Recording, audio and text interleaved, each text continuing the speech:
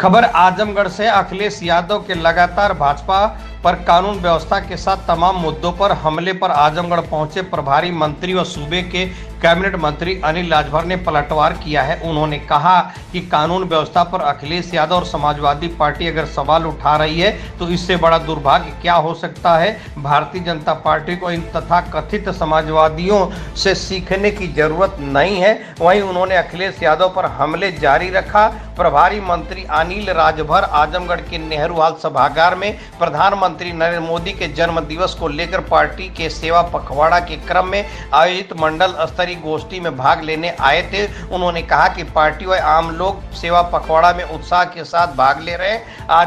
आज की इस गोष्ठी में आजमगढ़, मऊ, बलिया के लोग शामिल हुए हैं। पूर्व सीएम अखिलेश यादव पर प्रभारी मंत्री ने कहा कि बार बार छोटी छोटी बातों को ट्वीट कर वह व्यवहारिक दुनिया से कट रहे हैं, इसीलिए उनकी यह स्थिति है। मंत्री ने कहा कि पिछले कई दिनों से प्रदेश के कई जिलों में भारी बारिश हो रही है। प्रकृति की आपदा है, दिक्कतों का सामना करना पड़ रहा है, लेकिन बार बार इसको सोशल मीडिया पर वायरल कर बाल की खाल नहीं निकालनी चाहिए। वहीं उन्होंने कहा कि अखिलेश यादव जी की सरकार में दंगा होता था और वर्तमान योगी सरकार में कानून व्यवस्था में डंका बज रहा है, यह सभी को दिख रहा है। उन्होंने कहा कि लोकसभा चुनाव में भ्रामक नारा देकर उन्होंने कुछ सीट पर जीत हासिल कर ली, लेकिन यह बार बार नहीं हो सकता, यही उनकी दिक्कत है। अब उनको समझ में नहीं आ रहा है कि वर्ष 2027 में होने वाले विधानसभा चुनाव में वह कैसे लोगों को गुमराह करेंगे। उन्होंने आने वाले 10 सीटों के उपचुनाव में भी अखिलेश को चुनौती दी। वहीं कहा कि आरक्षण को लेकर अखिलेश यादव और उनके दोस्त राहुल गांधी की असलियत सामने है।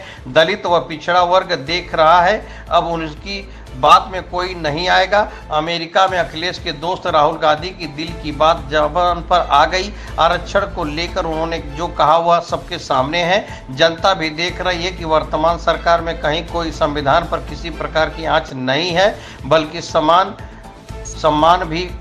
ही हो रहा है। वहीं भारतीय जनता पार्टी में कार्यकर्ताओं की सुनवाई न होने को लेकर उन्होंने कहा कि सामंजस्य कहीं कोई कमी नहीं है। सुनते प्रभारी मंत्री ने क्या कहा, संवाददाता धीरज वर्मा की खास रिपोर्ट।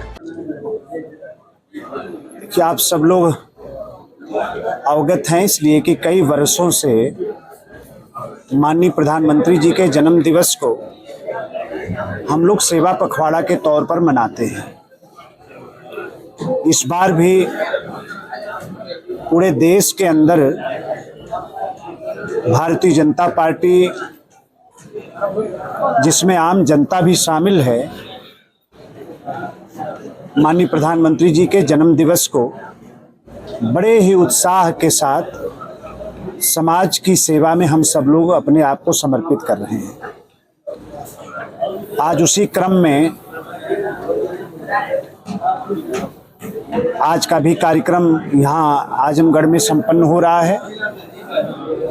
आज ये मंडल स्तरीय गोष्ठी है जिसमें मऊ जनपद के भी लोग शामिल हैं, बलिया से भी लोगों का आगमन हुआ है और आजमगढ़ के लोग स्वाभाविक तौर पे इस कार्यक्रम में शामिल हैं और माननीय प्रधानमंत्री जी के विशाल व्यक्तित्व पर आज यहाँ गोष्ठी में चर्चा हो रही है। तो आज इसी कार्यक्रम में हम लोगों का आना हुआ है। आप करें सेवा पखवाड़ा। देखिए, अखिलेश जी और समाजवादी पार्टी बात करे तो आप समझिए कि इससे बड़ा दुर्भाग्य क्या हो सकता है। भारतीय जनता पार्टी की सरकार को ये तथाकथित समाजवादियों से कुछ सीखने की जरूरत नहीं है। आज उत्तर प्रदेश की कानून व्यवस्था की प्रशंसा पूरे देश के अंदर हो रही है, दुनिया के अंदर हो रही है। एक इन्वेस्टर समिट में 37.5 लाख का निवेश प्रस्ताव प्राप्त होना इस बात को प्रमाणित करता है कि उत्तर प्रदेश का लॉ एंड ऑर्डर और उत्तर प्रदेश की कानून व्यवस्था को देश में ही नहीं बल्कि दुनिया में उसकी प्रशंसा हो रही है, डंका बज रहा है।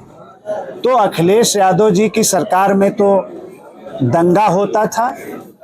योगी जी की सरकार में कानून का डंका बज रहा है, तो उनको परेशानी हो रही है, उनको हो। उन्होंने एक वीडियो नहीं, देखिए, ये प्रकृति के आगे तो हम सब लोग बेबस हैं। अभी पिछले 3-4 दिनों से, 5 दिनों से, अगर बहराइच, बलरामपुर, गोंडा, देवीपाटन मंडल की हम बात करें, वहां से लेकर सिद्धार्थनगर तक की बात करें, तो पिछले 5-6 दिन से, एक सप्ताह से लगातार बारिश हो रही है। तो हर जगह, चाहे सड़क हो, चाहे कोई संस्थान हो, चाहे कोई इलाका हो, स्वाभाविक तौर हमारे देश के यशस्वी प्रधानमंत्री माननीय नरेंद्र मोदी जी ने किया है, क्योंकि अब तो कोई गरीब नहीं है, कोई अमीर नहीं है, सबके लिए सुलभ करने का। आज का दिन, आज की तारीख एक नाते और भी हम सब लोगों के लिए बहुत ही महत्वपूर्ण है।